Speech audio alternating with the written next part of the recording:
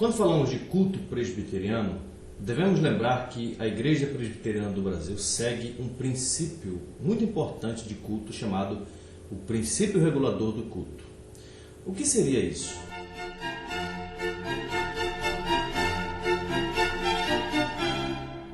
O princípio regulador do culto significa que o culto que Deus aceita é aquele oferecido de acordo com os princípios que Ele mesmo ordenou na sua palavra. Ou seja, o verdadeiro culto é ordenado somente por Deus. Já o falso culto é algo que Ele não ordenou em sua palavra. Isso quer dizer que tudo que não está ordenado por Deus na Escritura é proibido no culto. Por exemplo, Deus não ordenou coreografias no culto, portanto nós não podemos introduzi-la. Deus não ordenou teatro para o culto, portanto não posso introduzir no culto. Algumas igrejas evangélicas usam outro princípio, chamado o princípio normativo do culto. Esse princípio diz que não importa o que fazemos no culto, desde que Deus não tenha proibido em sua palavra. Tudo que não é proibido na Bíblia é permitido no culto. Por exemplo, Deus não proibiu coreografias no culto, portanto eu posso introduzi-la. Deus não proibiu teatro no culto, portanto eu posso introduzi-lo no culto. Mas as igrejas reformadas rejeitam esse conceito porque entendem que não é um conceito bíblico. Nós cremos que Deus nos deu ordens claras nas Escrituras acerca de tudo o que devemos fazer no culto. E não temos o direito nem de acrescentar alguma coisa ou retirar algo que Deus tenha ordenado. Por isso, no geral, as igrejas reformadas adotam o que está na Confissão de Fé de Westminster, no capítulo 21.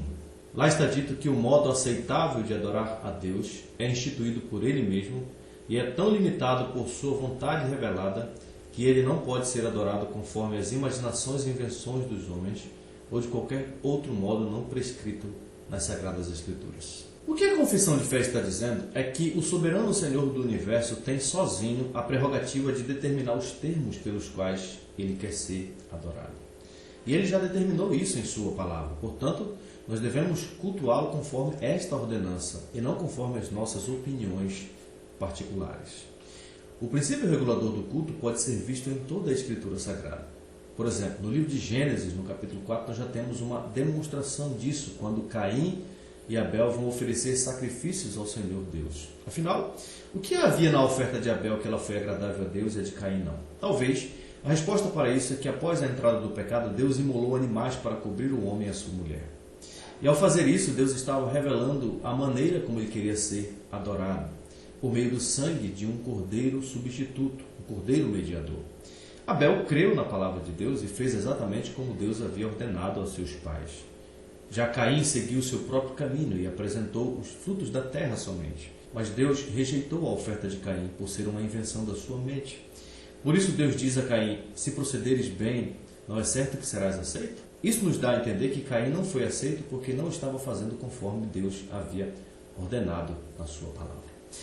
O princípio regulador do culto aparece também em Levíticos capítulo 10, verso 1 e 2, do triste episódio com os dois filhos de Arão, Nadab e Abiú. No contexto, Moisés e Arão haviam feito tudo o que Deus havia ordenado para o culto daquele dia. O resultado é que Deus, em aprovação ao rito oferecido, enviou fogo sobre o altar para consumir o holocausto e a gordura. E o povo, vendo o que aconteceu, jubilou e prostrou-se perante o Senhor. Mas os filhos de Arão, na intenção talvez de chamar a atenção para si, trouxeram fogo estranho perante a face do Senhor, o que lhes não ordenara. Então saiu fogo de diante do Senhor e os consumiu, e morreram perante o Senhor. Veja que o pecado deles foi exatamente oferecer a Deus algo que Deus não havia ordenado em sua palavra. Por isso, eles foram consumidos perante o Senhor e perante toda a congregação. Ainda outro caso está em 2 Samuel capítulo 6, verso 3 a 7, no transporte da arca do Senhor para Jerusalém. O problema é que ali Davi e seus homens estavam fazendo isso de uma maneira que Deus não havia ordenado na palavra. Na verdade, eles estavam imitando os filisteus que haviam usado um carro para levar a arca. Quando os bois tropeçaram, Uzá tentou sinceramente evitar a queda da arca, mas a ira de Deus se acendeu contra ele e o matou. A pergunta é, por quê? Porque aquilo era ofensivo a Deus. Porque, como diz o próprio Davi em 1 Crônicas capítulo 15, verso 13 a 15, eles não fizeram como Deus havia ordenado na lei.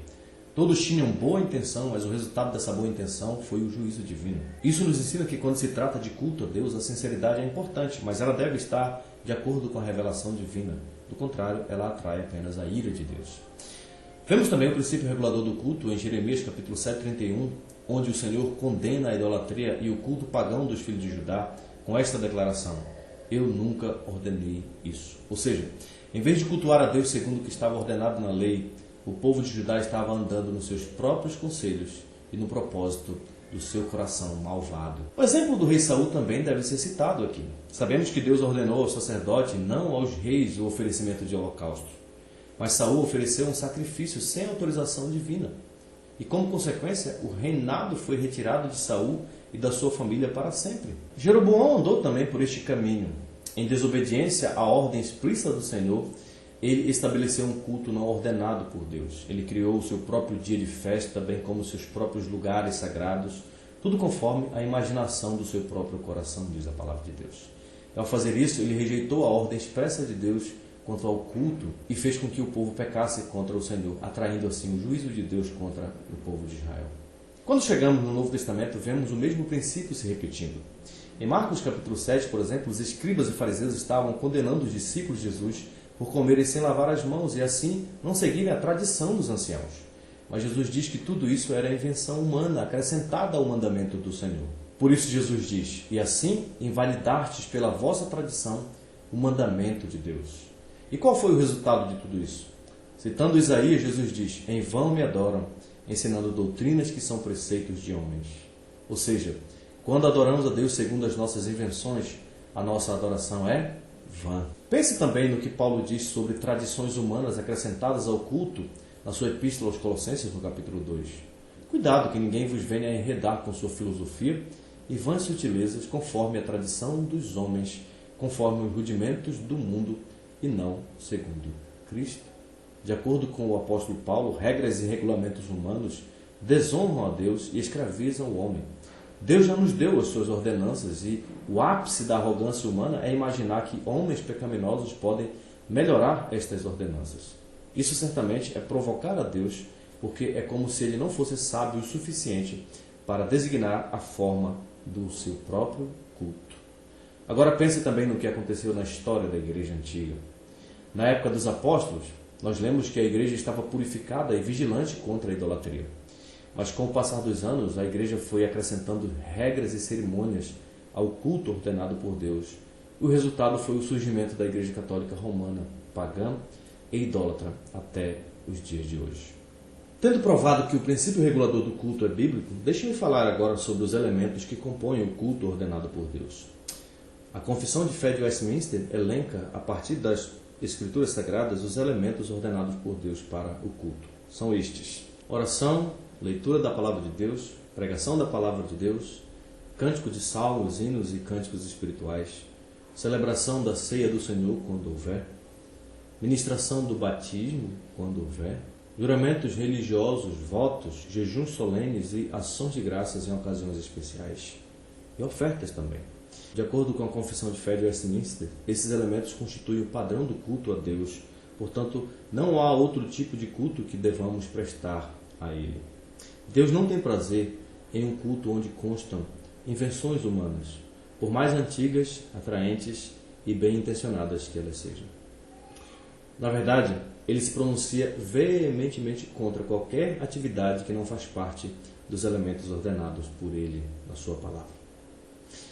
Claro, existe também aquilo que chamamos de circunstâncias de culto. Circunstâncias de culto dizem respeito ao ambiente de culto, coisas como a arrumação do salão, a mobília, a iluminação, a pintura, a amplificação do som, uso de microfones e outras mídias. A nossa confissão de fé diz que todas essas coisas devem ser ordenadas pela luz da natureza e pela prudência cristã, segundo as regras gerais da palavra de Deus, que sempre devem ser observadas. A diferença entre circunstâncias de culto e elementos de culto é que os elementos são parte essencial do culto a Deus e foram ordenados por Ele em sua palavra. Já as circunstâncias não são parte essencial e intrínseca do culto. Portanto, elas podem ou não estar presentes do culto. Ou seja, sem as circunstâncias de culto, o culto pode acontecer naturalmente, normalmente. Por exemplo, o culto pode acontecer sem violão ou microfones, porém, o culto não pode acontecer sem o elemento do culto ordenado por Deus em sua palavra. Por exemplo, o culto não pode acontecer sem a pregação da palavra de Deus. E qual é o valor prático de tudo isso? Bom, o princípio regulador do culto é importante porque o povo pactual de Deus tem muitas vezes se desviado da verdadeira adoração. seja eliminando elementos ordenados por Deus ou acrescentando elementos não ordenados por Deus. Infelizmente, esta é a realidade das igrejas evangélicas de nossos dias. Shows, apresentações musicais, oportunidades para testemunhos, coreografias, teatros, danças e filmes cristãos tomaram o lugar dos elementos ordenados por Deus em sua palavra. A verdade é que muitas igrejas corromperam o culto verdadeiro, mas a advertência de Deus a Israel antes de entrar na terra da promessa deve ser lembrada por nós, se nós de fato queremos agradar ao Senhor. Nada acrescentareis à palavra que vos mando, nem diminuireis dela, para que guardeis os mandamentos do Senhor, vosso Deus, que eu vos mando. Em Deuteronômio capítulo 12 está dito: tudo que eu te ordeno observarás para fazer, nada lhes acrescentarás, nem diminuirás. Em resumo, nenhum aspecto do culto na igreja de Deus foi confiado à sabedoria humana, por isso, o dever da igreja é apenas manter a doutrina, fazer cumprir as leis e executar o governo outorgado por Cristo. Nada do que o Senhor estabeleceu deve ser adicionado ou subtraído por qualquer ser humano. Como diz Paulo a Timóteo, as Escrituras são capazes de habilitar completamente o homem de Deus para toda boa obra, especialmente na igreja de Deus. Portanto, é a ela que devemos recorrer quando tratamos do culto ao Senhor.